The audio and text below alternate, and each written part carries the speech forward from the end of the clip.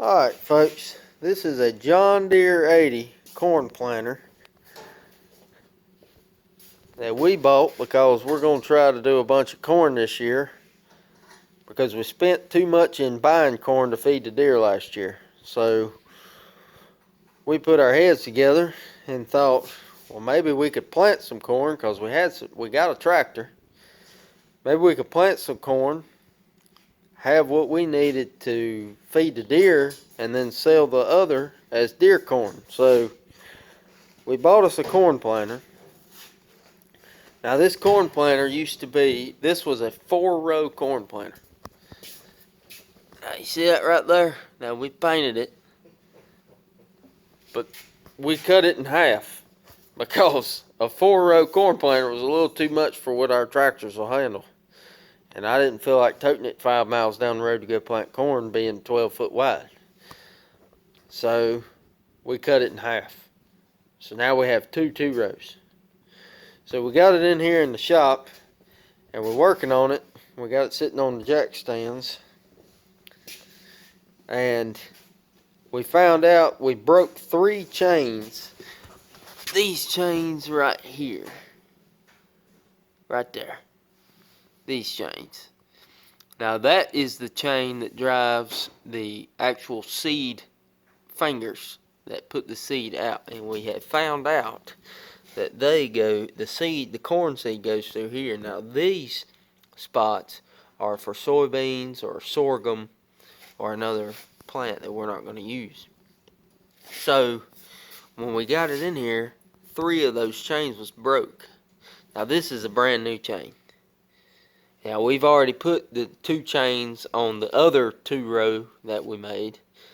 So what this does, this wheel right here, okay, so this wheel's going to hit the ground and it's going to drive when we're pulling it with the tractor. Okay, and it's going to turn this chain, which in turn spins that sprocket where you can see that new chain. And when it goes, it drops corn out the bottom. And we ain't got no corn in it no more. We've already got it out, but to test it. So that works. So I've got our co-partner over here, Nathan. There you go. Now he's working on trying to measure his chain out because we're replacing the chain. So we're gonna get it to length, put the master link in it, and be right. Now, let's see. Let's turn this bad boy around. I don't know how. Anyway, when it comes to measuring chain, I'll show you a little bit. What'd you do with that old chain, Nate? Threw it in that bucket over there. Alright. So when we had this chain, this is it. And obviously, it ain't worth a darn.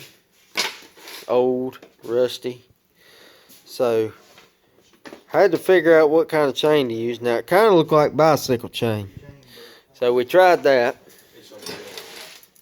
which would be this chain. And that did not work. It was close, but it wouldn't work. So, I YouTubed a video, because everybody loves YouTube. I YouTubed a video. I had to YouTube a video on how to measure this chain to figure out exactly what kind of chain that I needed to have. Now, it's hard to see. Video ain't trying to focus, but I'll use the old chain, this new one, this bicycle chain that didn't work. Okay, so the way you do it is you've got to measure from pin to pin right there. Okay, so you got to get one measurement there. Then you've got to measure the thickness of that pin, how thick that silver piece is right there. Then you have to measure the thickness of the actual link, which is there between my 2 fingers. The actual thickness of that link there. So that, and then once you measure that and get that measurement, then you've got to measure the thickness of the roller, which is the piece in between the pin.